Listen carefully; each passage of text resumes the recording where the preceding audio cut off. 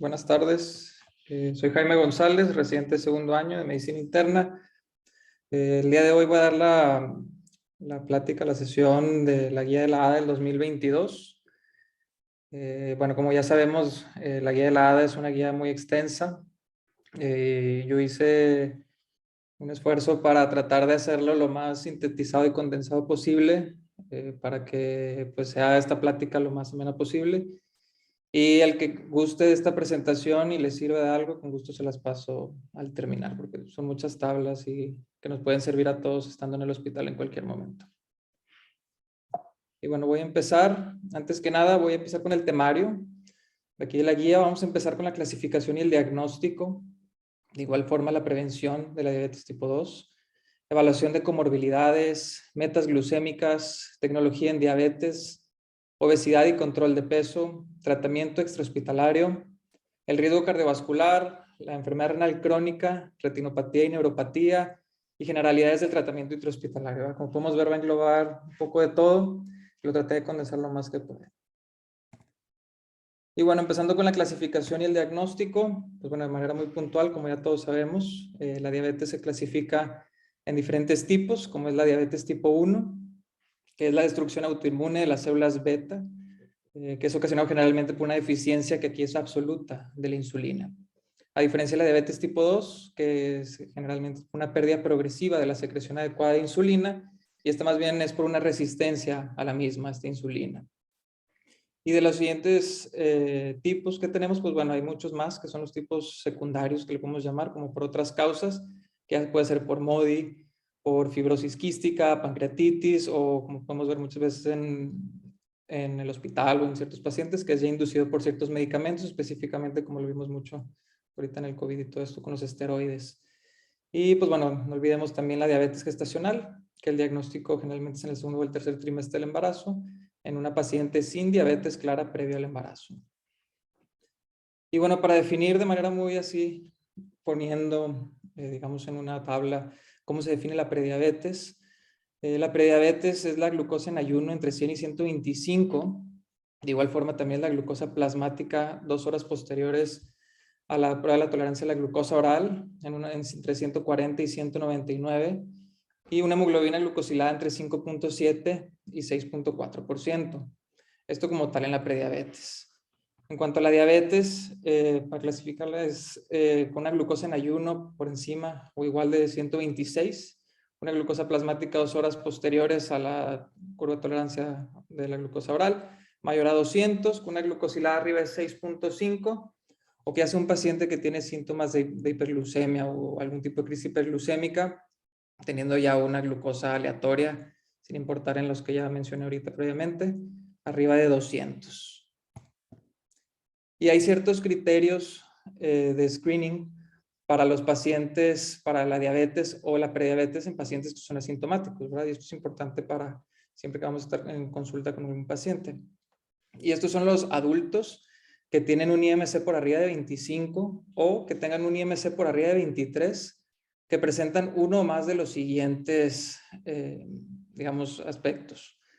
Ya sea que tengan algún tipo de familiar en primer grado con diabetes, que tengan algún tipo de raza o etnia de alto riesgo, como somos nosotros los latinos, antecedentes de enfermedad cardiovascular, hipertensión arterial sistémica, el HDL por debajo de 35, por encima de los triglicéridos arriba de 250, que mujeres que tengan antecedente ovario poliquístico, que hay inactividad física o que tengan algún tipo de clínica o resistencia a la insulina, ¿verdad? Como es la obesidad severa o la acantosis nigricans. Ya más adelante vamos a ir desglosando pues cada una de ellas. De igual forma, los criterios de screening, el resto que hay, también tenemos pacientes con prediabetes. Tenemos que saber que estos pacientes con prediabetes deben de tener un screening anual. Y las mujeres con diabetes mellitus gestacional, que se les ha hecho el diagnóstico, deben de tener un screening de esto cada 3 años. Y para todo el resto, que no es de los que entran en algún tipo de los puntos que acabo de mencionar, se debe de empezar a los 35 años de edad, independientemente de cualquier causa. Y si los resultados son negativos, deben de repetirse cada 3 años. Y no olvidemos que también los pacientes con VIH están en riesgo y tienen que ser estudiados para esto. Y para el screening,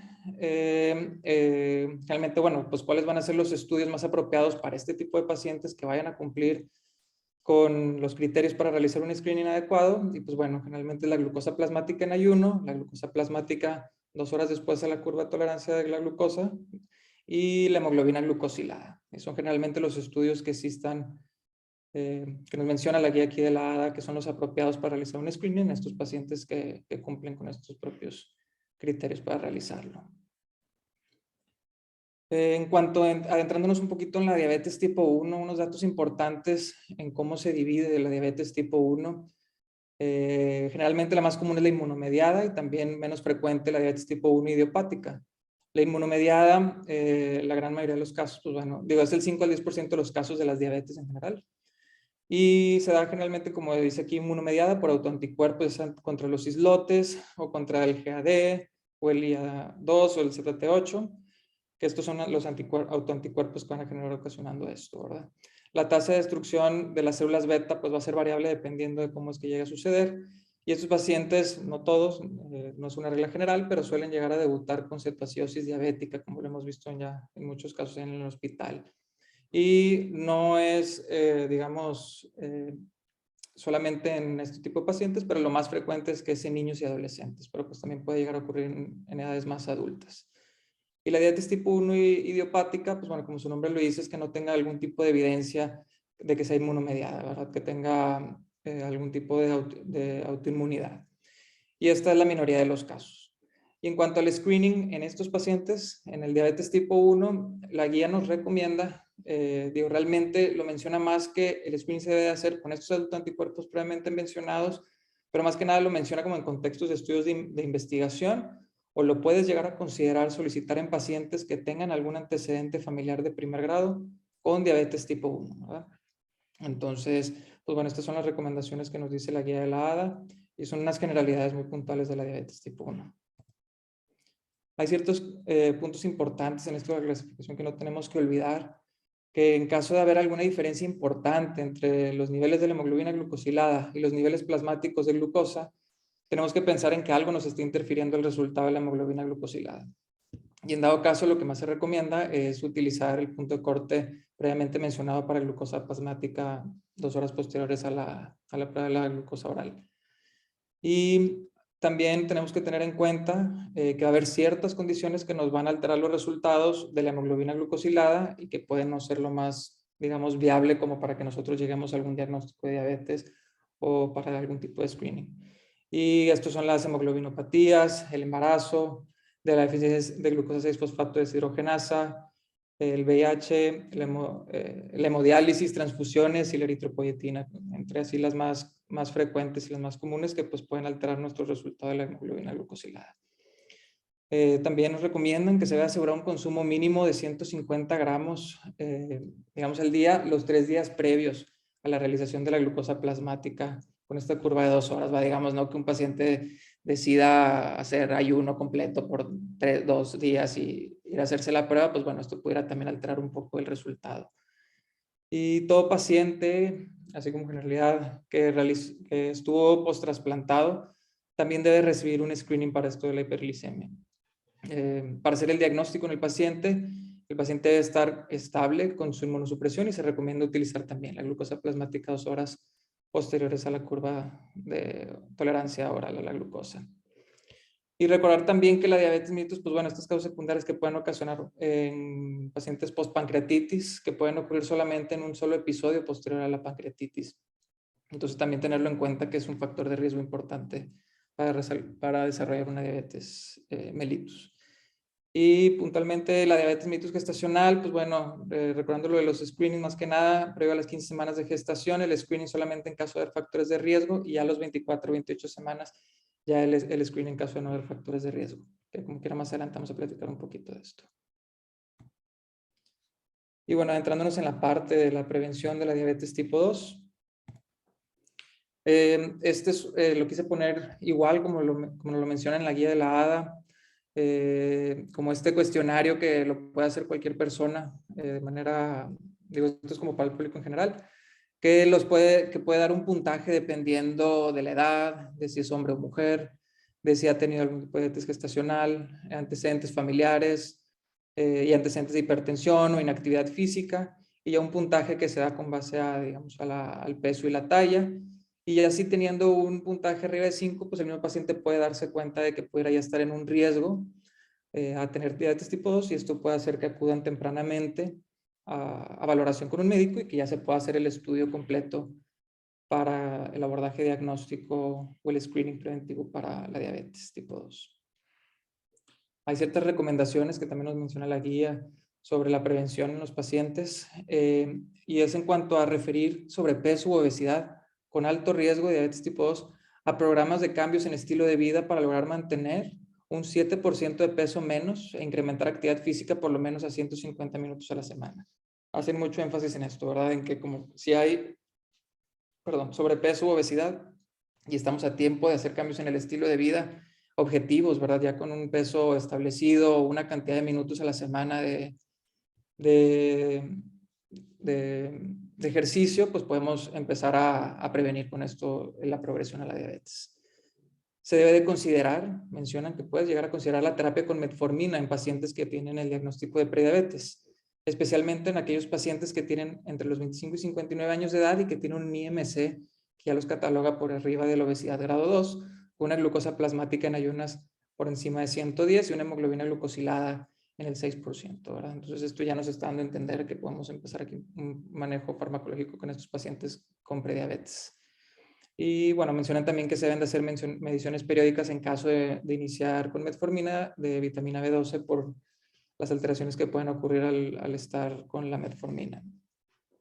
Y se sugiere realizar screening para factores de riesgo cardiovascular en pacientes con prediabetes, ya que hay un aumento en el riesgo de la diabetes en todos los que tengan riesgo cardiovascular, ¿verdad? Entonces, más adelante va a haber un apartado de riesgo cardiovascular y vamos a mencionar con detalle cuáles son las recomendaciones y quiénes son los pacientes que suelen estar con más riesgo y qué es lo que podemos hacer para estos pacientes para mejorar su calidad aquí de vida con lo de la diabetes.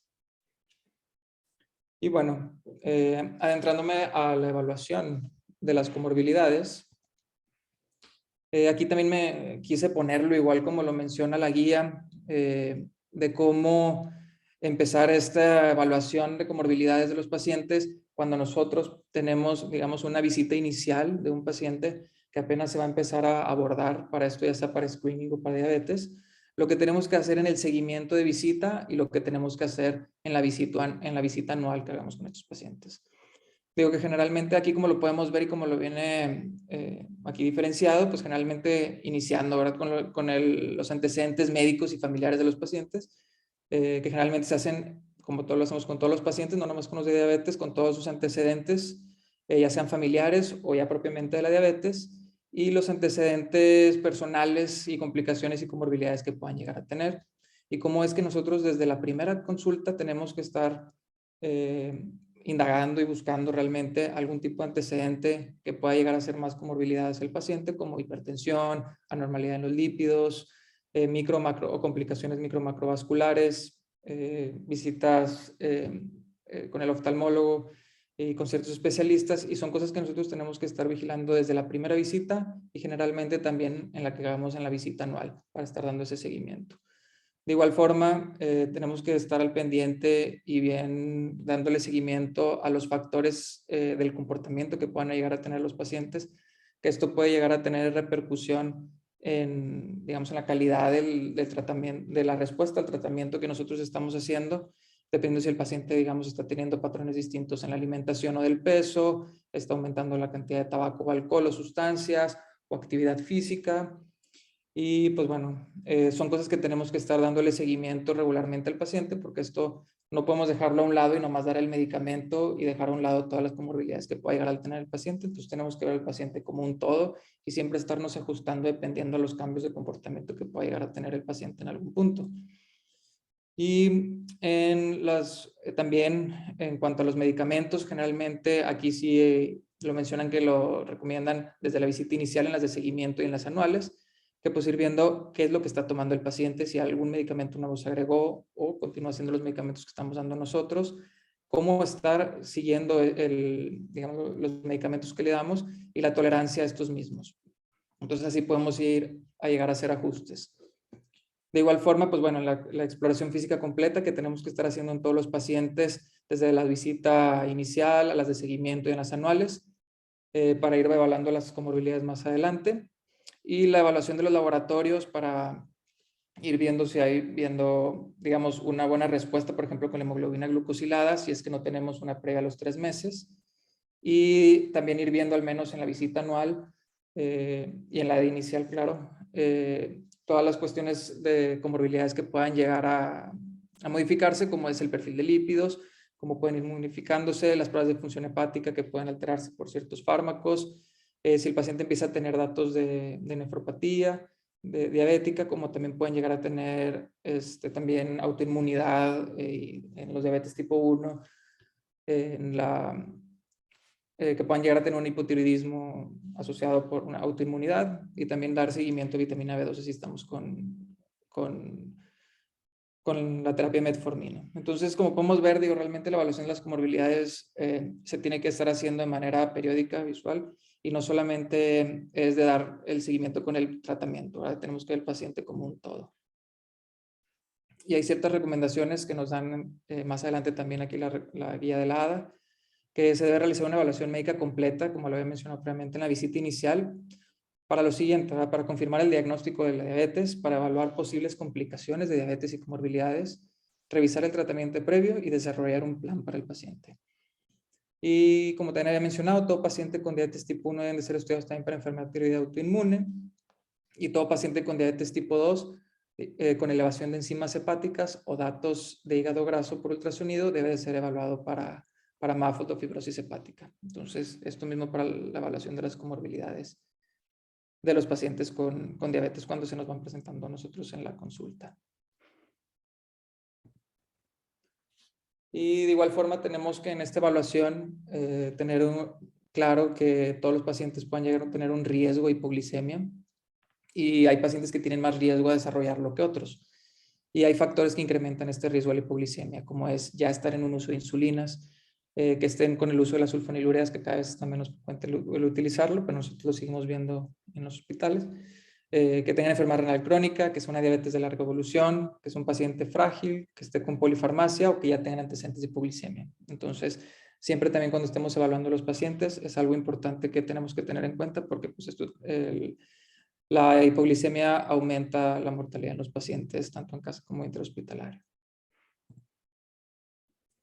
Y bueno, en el siguiente apartado, en cuanto a las metas glucémicas, la glucosa, digo de forma general, entrándome en la hemoglobina glucosilada, la guía nos menciona, digo ya con un estudio que se hizo previamente, sin adelantarme más en el estudio, pero dependiendo de la hemoglobina glucosilada, nosotros podemos tener un estimado aproximado de cuánto es la glucosa que se ha estado manteniendo pues, bueno, en los 3 meses previos. Generalmente, aquí es como podemos ver en esta tabla, ¿verdad? Que a veces nos llegan y recordemos pacientes que a veces están en 14 o 15, podemos ver que están por encima de los 300 de glucosa de manera frecuente en casa por semanas y semanas, ¿verdad? Entonces aquí esta tabla nos puede servir de apoyo para tener así como una comparación de la hemoglobina glucosilada y la glucosa que podemos tener.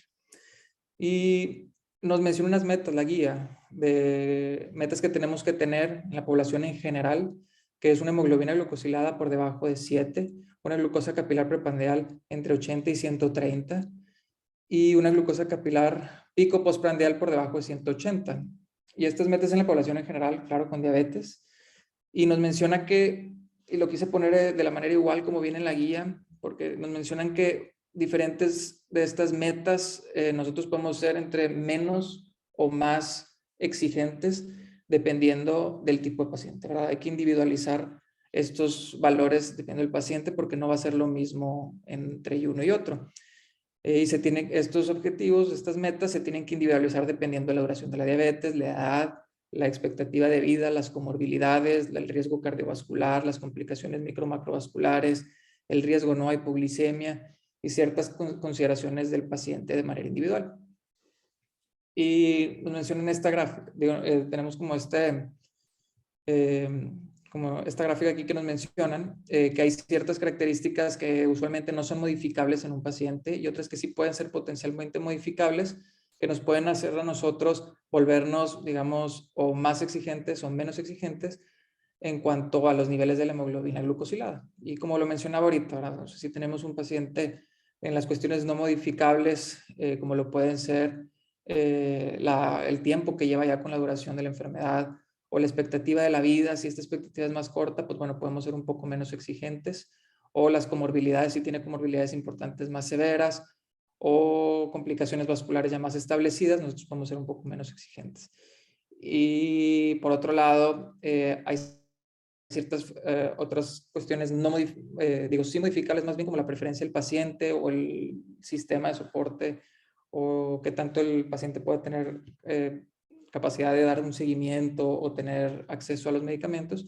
Y así es como también podemos nosotros ir modificando estas metas previamente mencionadas. Entonces es importante individualizarlo y no solamente quedarnos con un número y aplicarlo con todos y cada uno de nuestros pacientes.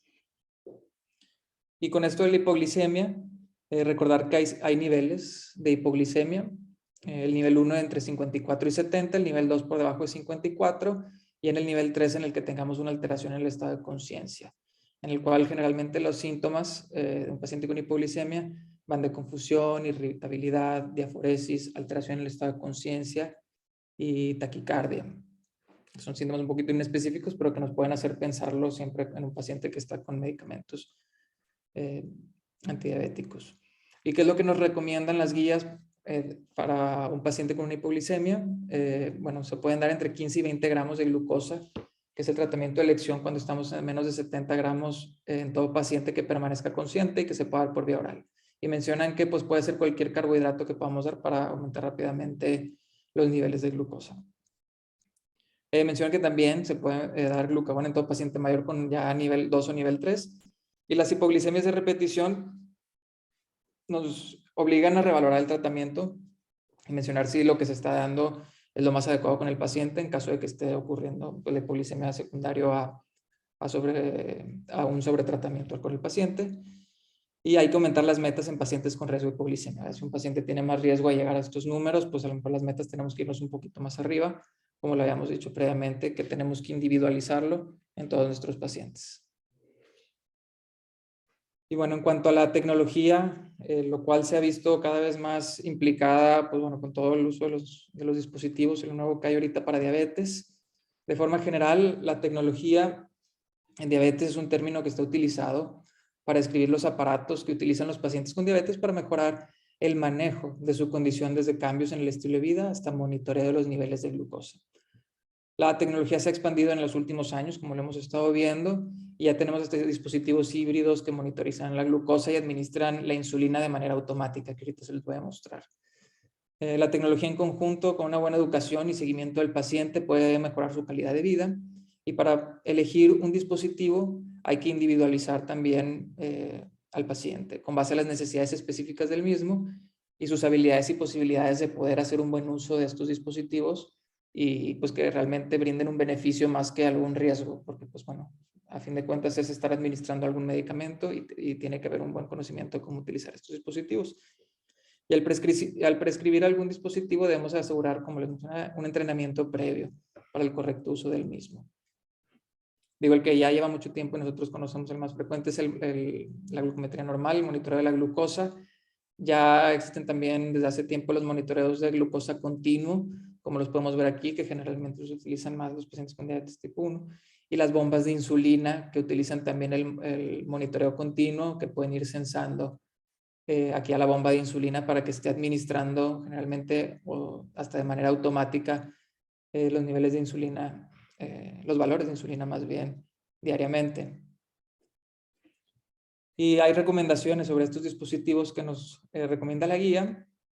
Y el monitoreo continuo de glucosa puede llegar a ser ofrecido en los adultos con diabetes mellitus que requieren múltiples aplicaciones de insulina. Esto es lo más importante. Generalmente van a estar frecuentemente aplicándose insulina o con una infusión subcutánea continua de la misma y que son capaces de utilizar de manera segura estos dispositivos. Y pues también se puede llegar a aplicar también aplica esto para los jóvenes con diabetes tipo 1, en el que se le brinde un buen entrenamiento para el uso de los mismos. Así en general, digo, no tanto como en tecnología, pero se prefiere el uso de plumas de insulina frente a la jeringa para administrar las insulinas en forma general, pero como quiera tenemos que individualizar cada caso Y hay sistemas automatizados de administración de insulina que pueden ser ofrecidos en pacientes jóvenes o con diabetes tipo 1 o cualquier tipo de dependencia a la insulina, que son capaces de utilizarlos. Aquí pongo unos videos, son muy rápidos, digo, para que también los vamos todos. Yo personalmente nunca he visto realmente cómo funciona una bomba de estas automáticas de insulina. Entonces, por eso puse un video para los que tampoco les ha tocado como a mí. Podamos ver aquí cómo es que funciona. Aquí está el dispositivo. Entra aquí el medicamento, pues esta es la insulina. Se administra la insulina y esto va colocado como normalmente administraríamos la insulina. Y se puede retirar para, digamos, ducharse o volver a colocarse posteriormente.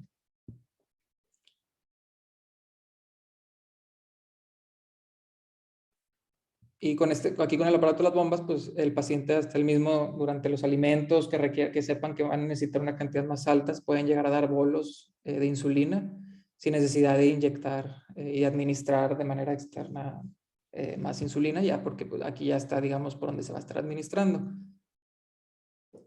Y de igual forma, los pacientes que tienen aquí la bomba de insulina, generalmente también pueden llegar a tener colocado un monitoreo continuo de glucosa que va a estar sensando, como digamos, de manera así inalámbrica, podemos decirlo, los niveles de glucosa y le puede ir diciendo que vaya administrando insulina al paciente para ir cubriendo sus necesidades de insulina que vayan requiriendo los pacientes. Entonces, estos son los avances que hemos tenido, digo esto de manera muy general, de cómo funciona una bomba de insulina.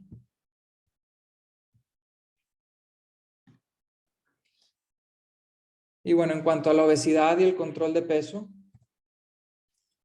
es importante que existe evidencia en que el manejo de la obesidad puede evitar la progresión de prediabetes a diabetes tipo 2. Y se tiene ya gran evidencia de esto y hay un beneficio en el tratamiento de los pacientes con diabetes tipo 2, tener un buen control ya sea del sobrepeso o de la obesidad. Y se sabe que una disminución, aunque sea modesta, del peso en los pacientes con diabetes puede llegar a mejorar su control glucémico y reduce la necesidad de medicamentos hipoglucemiantes. Ya adentrándonos en cuanto a las cirugías metabólicas, también se ha visto que mejoran de forma importante el control glucémico y en ocasiones pueden llegar hasta generar también una remisión de la diabetes tipo 2. Y mejoran también la calidad de vida y mejoran los desenlaces cardiovasculares y pueden hasta reducir la mortalidad. Y es algo que se ha visto. Y ahorita pues como se ha adentrado lo del COVID-19 y como todos ya lo hemos visto, pues la diabetes tipo 2 junto con la obesidad es de los principales factores de riesgos que aumentan la mortalidad en los pacientes. Entonces es importante también este tema en los pacientes y más en lo que estamos viviendo ahorita.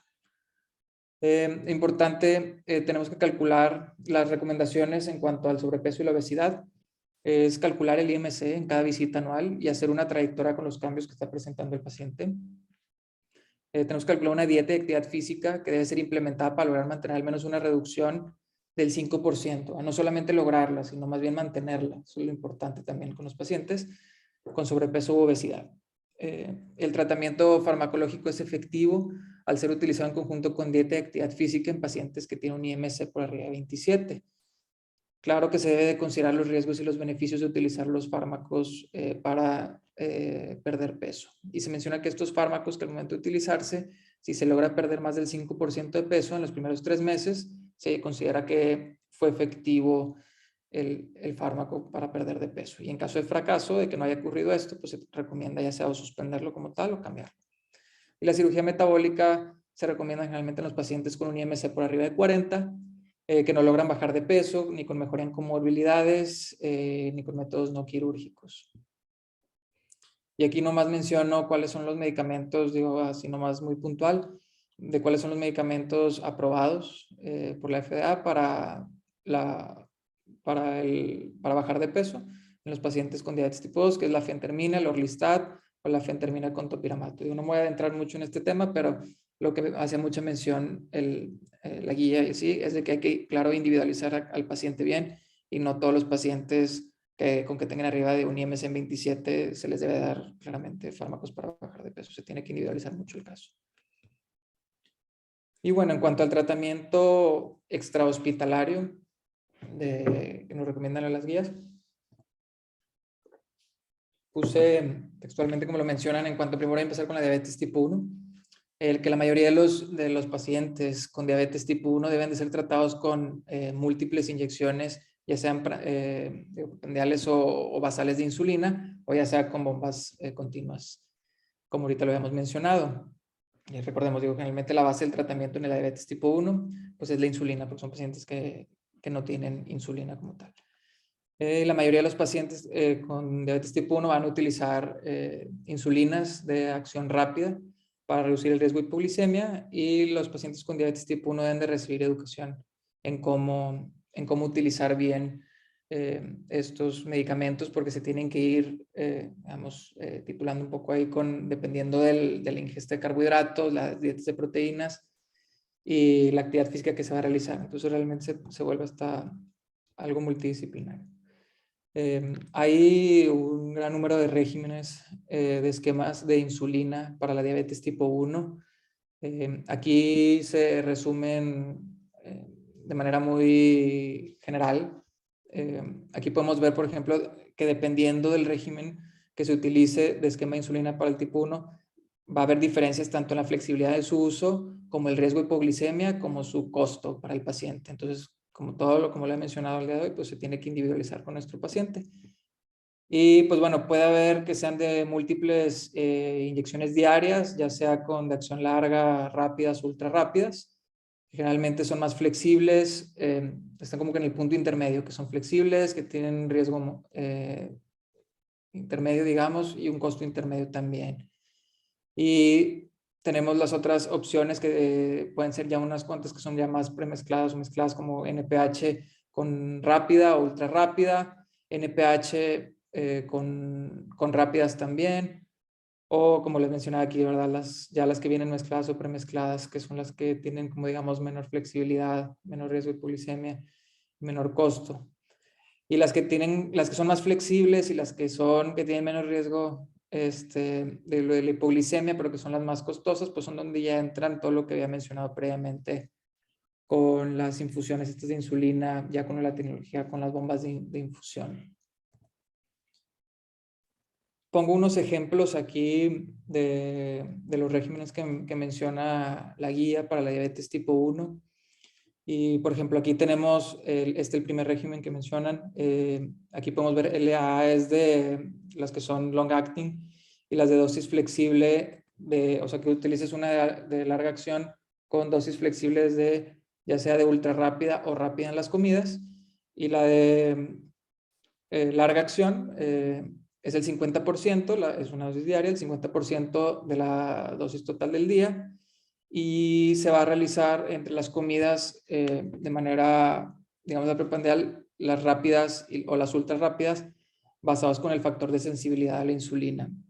Que el factor de la sensibilidad a la insulina básicamente nos indica la insulina que se necesita para bajar nuestra glucosa por cada factor de insulina. O sea, digamos, a lo mejor la doctora, me parece que está la doctora Caro, nos puede explicar un poquito más al respecto, pero es un cálculo que se hace dependiendo si se va a utilizar rápida o ultra rápida, y los pacientes pueden saber cuánta glucosa se va a bajar por cada unidad de insulina. Entonces, generalmente se hace ese cálculo, generalmente, si no sé si van a utilizar 40 unidades de insulina al día totales, si van a usar ultra rápida, se hace un cálculo de 1800 entre lo que utilizan al día, y esto generalmente da entre 30 40, digo más o menos lo que dependiendo del paciente, y con esto pueden saber una unidad de insulina cuánto les va a bajar de la glucosa, y con esto ellos pueden ir viendo cuánto es lo que van a ir modificando de la administración de la insulina rápida. Y bueno, aquí hay sus ventajas, que se pueden utilizar plumas y hay flexibilidad en la alimentación, y hay ciertas desventajas, que se necesitan múltiples inyecciones diarias y pues va a tener un costo esto para el paciente. Y de igual forma, bueno, otro régimen es que se use NPH con 3 dosis de rápida, que generalmente la distribución es dando preprandiales en el desayuno, en la comida y en la cena, de rápidas, generalmente un 20, un 10 y un 10% aproximado de la dosis total diaria, y al dormir se da una NPH. que es que sería una dosis del 50% de lo que le correspondería. Y esta tiene ciertas ventajas, que no hay necesidad de contar los carbohidratos y que todos los alimentos tienen ya una cobertura y que puede tener un precio más accesible para los pacientes. Pero por esto de los horarios en los que se va a dar, pues bueno, hay más riesgo de una hipoglicemia nocturna, que requiere una consistencia en la alimentación y que se tiene que dar siempre estas aplicaciones preprandiales 30 minutos antes de comer. Y también está este otro régimen que son ya, por ejemplo, que se pueden mezclar el NPH con rápidas, que generalmente se da las preprandiales previas al desayuno, que se da como el 40% aproximadamente de NPH con un 15% de rápida, y se va a dar el restante, el 30 y 15% respectivamente, previo a la cena. Y aquí en esto, pues ya como sabemos, solamente es un menor número de inyecciones que puede llegar a tener el paciente y pueden llegar a hacer una mezcla de insulinas en una misma, ¿verdad? De estas dos que estoy mencionando.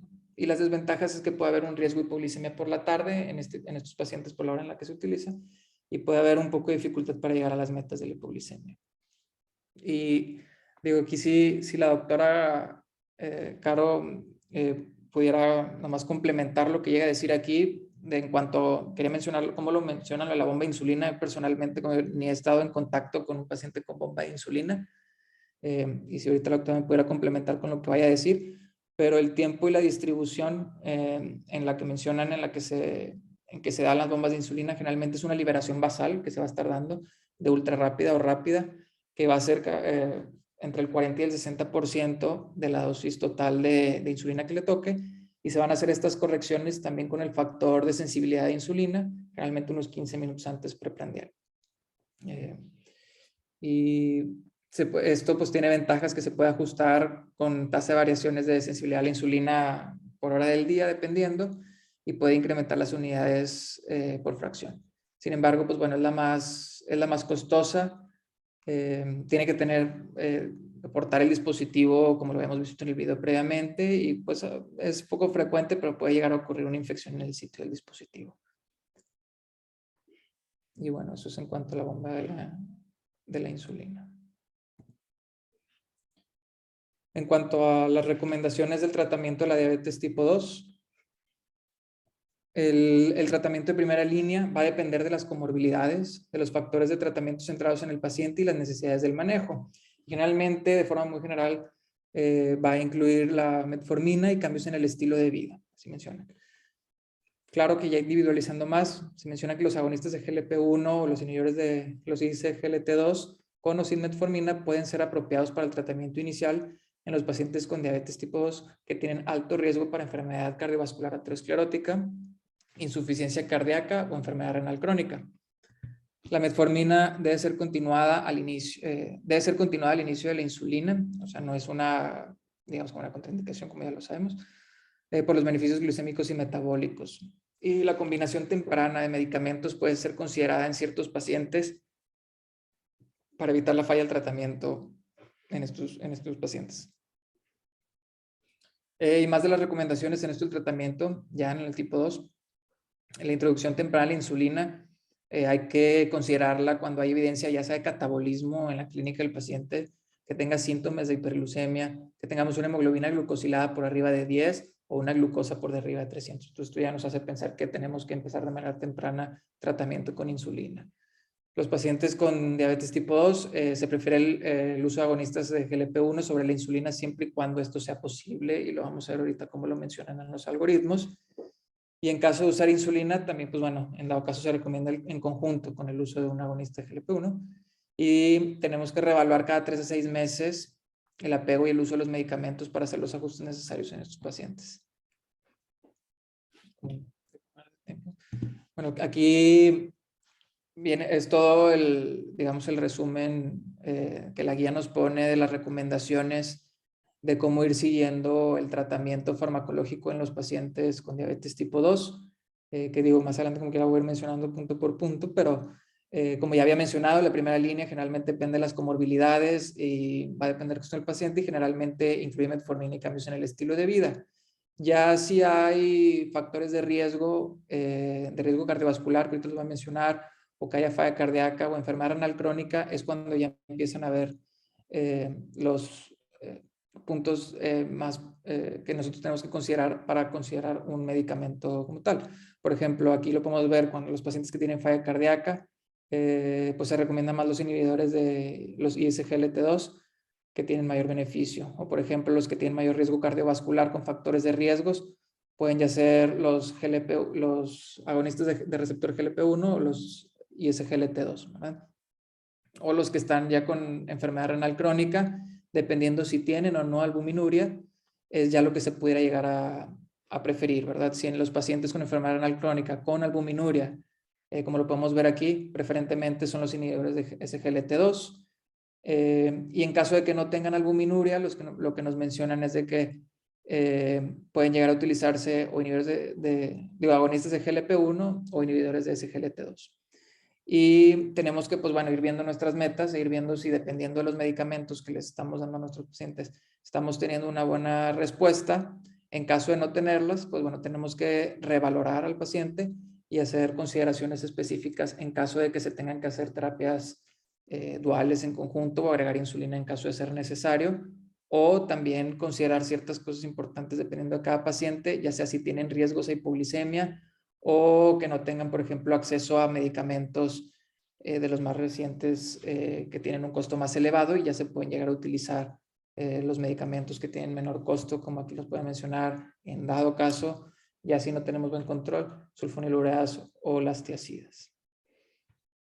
Y con esto de los costos, digo, nomás puse 4 ejemplos así muy rápidos, pero para que nos demos una idea de cuánto cuestan 30 tabletas de metformina, pues son 70 pesos. Pueden ser más baratas o pueden ser un poco más caras. Esto es una farmacia que todos podemos acudir. A diferencia ya los más recientes como canaglifosina, dapaglifosina, que lo mismo estamos en 1,478, ¿verdad? O hasta la semaglutide, que la venden está en 3,000 pesos, ¿verdad? Entonces, no es nomás de, como también mucho nos ha dicho y lo recordamos de la doctora Moni, siempre tenemos que tener en cuenta el costo de nuestros medicamentos al momento de que vayamos a recetárselo a un paciente, porque pues bueno, si no tiene acceso a estos medicamentos y nomás lo recetamos, pues no va a tener un buen apego al tratamiento y nunca vamos a llegar a las metas que queremos con el paciente. Y en cuanto a la insulinoterapia, la terapia con la insulina, pues bueno, la insulina basal sola es como tal un régimen conveniente y puede ser añadida a metformina u otros medicamentos. Su acción principal es contener la producción hepática de glucosa y limitar la hiperglucemia en la noche y entre los alimentos, como ya lo sabemos.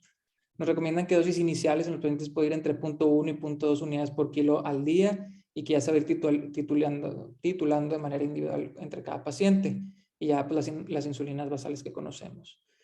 Y se puede llegar a añadir también la insulina preprandial, que muchos pacientes lo van a requerir para llegar a metas y generalmente de forma así general pueden llegar a 0,4 unidades o el 10% de la dosis total del día previo al alimento que va a requerir. Es un inicio seguro para el paciente.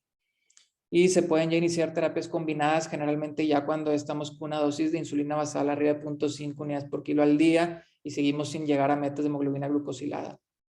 Y ya es cuando tenemos que pensar a hacer una terapia combinada y como había mencionado la guía, pues lo que más recomendable es que sea con un agonista del receptor GLP-1. Y digo aquí, no vamos de tiempo. Es casi lo mismo lo que les había mencionado. Aquí como mencionábamos, si lo que queremos es una terapia, digamos, inyectable para llegar a reducir la hemoglobina glucosilada, para llegar a nuestras metas.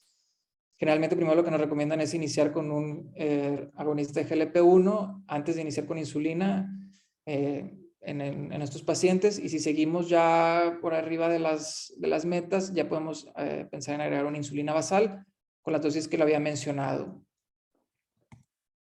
Y si seguimos por arriba de las metas, ahí es en donde también ya nos mencionan lo que había mencionado, que podemos agregar la insulina preprandial, como ya lo había mencionado también previamente, para tratar de llegar a las metas con nuestro paciente. Y la titulación, pues bueno, nos menciona que puede haber incrementos de la dosis de 1 a 2 unidades o de 10 al 15% 2 veces semanalmente, dependiendo de cómo van dándose los resultados con el paciente. Y así todavía, a pesar de todo esto, estamos por arriba de las metas, ya se pueden considerar también estos regímenes ya distintos de las premezcladas o las mezcladas de insulina con NPH, como lo podemos ver aquí. Digo, por cuestiones de tiempo me voy a adelantar ya también un poquito, pero aquí como lo podemos ver en la tabla. En cuanto al riesgo cardiovascular, el enfoque multifactorial es lo que se menciona importante que tenemos que tener al tanto en nuestros pacientes al pensar en el riesgo cardiovascular, y me gustó esta imagen que ponen en la guía, que son como los pilares para reducir las complicaciones en diabetes, y es el buen manejo de la glicemia, el control de la presión arterial, el buen control de los lípidos y pues ciertos medicamentos que puedan llegar a tener un beneficio cardiovascular o renal en los pacientes que nosotros podemos dar. Y la base de todo, pues bueno, también las modificaciones en el estilo de vida y la educación que nosotros le damos al paciente para su buen control para la diabetes. Pues bueno, como ya todos conocemos, esta es de la ASCVD, del riesgo, del porcentaje del riesgo cardiovascular que podemos presentar. Este está, como ya lo conocemos ahí en la página de la ACC, y hacemos el riesgo dependiendo de nuestro paciente que pueda llegar a tener, y con base a esto podemos tomar decisiones de los medicamentos que podemos hacer o el riesgo que puede llegar a tener nuestro paciente. Y por ejemplo, en los pacientes con las recomendaciones generales en el paciente que tiene hipertensión, se debe medir la TA en cada visita, y el paciente que tiene una TA mayor o igual a 180/110 y que tiene aparte enfermedad cardiovascular, con esto es suficiente para hacer el diagnóstico en la primera visita de que ya tiene hipertensión el paciente. Se debe de monitorizar en casa la TA en todos los pacientes con hipertensión en casa y llevar un buen registro del mismo. Y aquí es donde entra ya también nuestro score de porcentaje de riesgo cardiovascular, que son nuestras metas que tenemos que llevar. Por ejemplo, una meta por debajo de 130/80 en pacientes con diabetes tipo 2 que tienen hipertensión y que tienen un alto riesgo cardiovascular, que esto es un mayor al 15% en 10 años. Y otra de las metas es de que sea por debajo de 140/90 en los mismos pacientes, pero que tienen un bajo riesgo cardiovascular. Entonces es como que en cómo nosotros podemos ser, digamos, como lo habíamos mencionado previamente, más estrictos o menos estrictos en nuestras metas de presión en los pacientes que tienen hipertensión con diabetes tipo 2. Y la TA por arriba de 120/80 se recomienda como tal iniciar con cambios en el estilo de vida de manera general. Dieta DASH, actividad física, moderar el consumo de alcohol, moderar la alimentación básicamente. Entonces estas son las recomendaciones de manera general en los pacientes con hipertensión. Y de forma general también las recomendaciones en los fármacos que recomiendan por arriba de 140/90 se deben de iniciar cambios en el estilo de vida, realmente en todos los pacientes, e iniciar un medicamento, ahorita voy a mencionar cuál. Y por arriba de 160/100 se deben de iniciar cambios en el estilo de vida, y mencionan que pueden ser 2 medicamentos, ¿verdad? Estos son recomendaciones, ¿verdad?, de la guía, no es que todos los pacientes ya así es como se tenga que hacer, tenemos que individualizar, pero pues son recomendaciones. Y lo que recomiendan es ya que ya sea un IECA o un ARA de primera línea en los pacientes con hipertensión, diabetes y enfermedad coronaria, o los mismos pacientes pero que tengan albuminuria, son lo que más nos recomiendan. Sin embargo, como ya sabemos, pues no tenemos que combinar estos dos grupos de medicamentos. Y si ya tenemos una hipertensión resistente, o sea que estamos con triple medicamento, con triple antihipertensivo, incluyendo ya un diurético, se recomienda iniciar con un antagonista receptor del mineralocorticoide. Y aquí solamente es un resumen prácticamente de lo que había mencionado, de que si están por arriba de 140/90, pero por abajo de 160/100, se empieza con un medicamento y con cambios en el estilo de vida, o arriba de 160/100 son 2 medicamentos, y dependiendo si tienen albuminuria o que tengan también enfermedad arterial coronaria, ya es donde se pueden considerar ciertos grupos de medicamentos como los mencionamos aquí. Y tenemos que estar haciendo evaluaciones frecuentes de la presión arterial para un control y los efectos adversos de los mismos, y cómo tenemos que nosotros, si ya llegamos a metas, continuar con estos tratamientos, o en caso de que no lleguemos a nuestras metas y estemos agregando ya hasta diuréticos, pues bueno, ya tenemos que pensar en agregar, como habíamos visto en lo último, como una hipertensión resistente, un antagonista receptor de mineralocorticoide, o en dado caso ya buscar, en dado caso que pueda llegar a ser, referir al paciente o en búsqueda de una hipertensión secundaria. En cuanto al tratamiento con las estatinas, la prevención primaria hay prevención primaria y prevención secundaria, como ya sabemos, con los pacientes. La prevención primaria básicamente es que los pacientes con diabetes entre 40 y 75 años que no tienen enfermedad cardiovascular aterosclerótica realicen cambios en el estilo de vida y se pueden llegar a utilizar estatinas de moderada intensidad. Y en caso de que sí tengan alto riesgo cardiovascular, la diferencia es que se utilizan estatinas de alta intensidad. Y si hay un riesgo cardiovascular por arriba del 20% a 10 años, ya se puede llegar a valorar a añadir a estas estatinas el medicamento ezetimibe y mantener como una meta reducir el LDL por lo menos a un 50%. Todo esto como una prevención primaria. Y como prevención secundaria, todos los pacientes que ya tienen diabetes tipo 2 y tienen enfermedad cardiovascular aterosclerótica ya establecida, se tienen que realizar cambios en el estilo de vida y se tienen que dar estatinas de alta intensidad en estos pacientes y tenemos que hacer pues estos seguimientos periódicos, como lo he mencionado desde un inicio, de ir viendo los valores, por ejemplo, el LDL, para ir viendo el buen control del mismo y en dado caso agregar en estos pacientes también el ezetimibe en caso de no llegar a las metas. ¿Y qué nos recomiendan de los antiplaquetarios? Nos recomiendan, como decíamos, la aspirina, la de 75 miligramos como prevención secundaria en pacientes con diabetes tipo 2 y que tengan un antecedente previo a enfermedad cardiovascular. Y si son alérgicos a la aspirina, se puede llegar a utilizar el clopidogrel de 75K24. Y la terapia dual, o sea, el doble antiagregante, mencionan que es razonable por un año después de un síndrome coronario agudo. Pero bueno, eso ya sería toda otra guía de adentrarnos en síndrome coronario agudo. En cuanto al tratamiento en estos pacientes, bueno, es básicamente lo que ya también ya he mencionado, los que tengan diabetes, enfermedad cardiovascular con enfermedad renal crónica establecida, se recomienda el ISGLT2 o algún agonista receptor GLP-1. Los que tienen insuficiencia cardíaca, el que más se recomienda es el inhibidor de SGLT2 para reducir el riesgo a la insuficiencia cardíaca y a la muerte cardiovascular. Y también importante que tengamos en cuenta que pues bueno, la metformina también tiene sus contraindicaciones en ciertos grupos de pacientes y tener en cuenta que la metformina se utiliza por arriba de una tasa de filtrado de 30. Y de enfermedad renal crónica, digo, también es un tema, sería muy extenso, realmente he mencionado ciertas cosas aquí, lo traté de resumir nomás como lo menciona en la guía en este slide básicamente.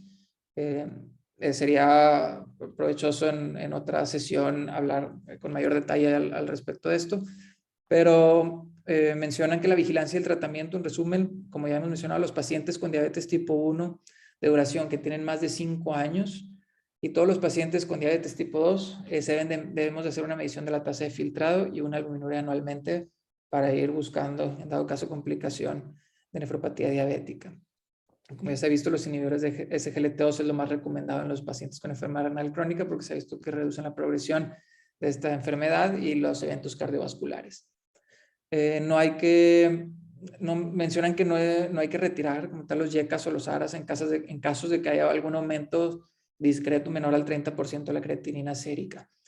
Y se recomienda una meta de 0.8 gramos por kilo de proteínas en los pacientes con enfermedad renal crónica en etapa 3 sin diálisis, y lo que siempre se menciona y que siempre hemos dicho, que como mencionan de que referir con nefrología cuando la tasa de filtrado ya está en 30, y lo puse como que ya vamos tarde, pues generalmente, ¿qué es lo que termina pasando? Que ya cuando se refiere al paciente y le llega al nefrólogo, ya llega el paciente ya muy tarde. Entonces tenemos que tener buen criterio ahí al momento de individualizar a nuestros pacientes y ver cuándo tenemos que pedir ayuda.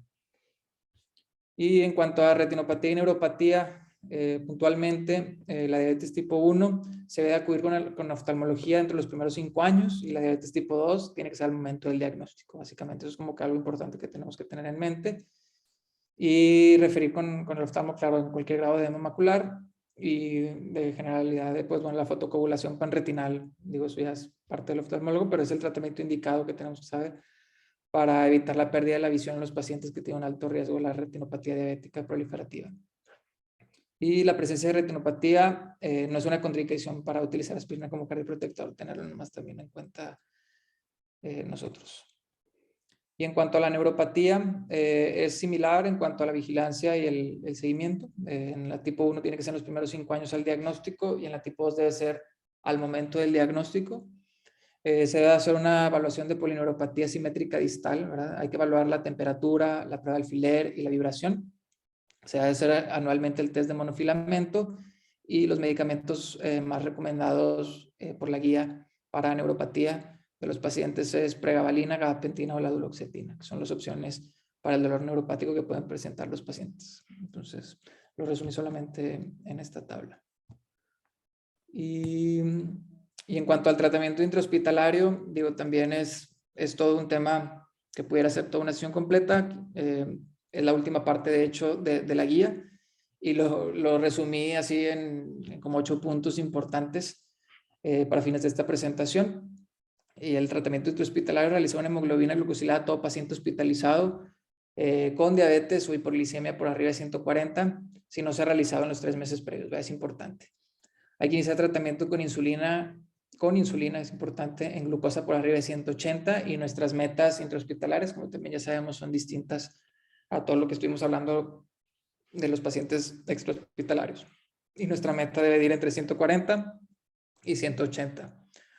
Los destroxis preprandial, hay que hacer destroxis preprandiales si están con dieta los pacientes, hay que hacer destroxis cada 4 a 6 horas si el paciente está en ayuno y hay que hacer destroxis cada 30 minutos a 2 horas dependiendo del caso si tenemos un paciente con infusión de insulina. Entonces son cosas que realmente cuando estamos dejando indicaciones no tenemos que dejar pasar de importante. Y si tenemos un paciente en ayuno, generalmente se deja con un esquema basal o basal plus, que es lo que es una insulina basal con o sin un esquema de rescate preprandiales. Y el paciente con dieta, pues va a ser una dosis basal, preprandial o con esquema de insulina de rescate. Y los pacientes en terapia intensiva, lo que más se recomienda es una infusión de insulina. Yo nomás hice estas recomendaciones, realmente hasta la guía como tal nos mete tantísimo así a desmenuzar cada uno de los casos. Digo, ya sabemos que intrahospitalario podemos tener muchas complicaciones de los pacientes con diabetes, pero bueno, aquí nomás puse como que las generalidades para fines de la plática. Y justo aquí se termina la sesión. Me parece que sí alcancé. No sé si hay algún comentario. Muy bien. No sé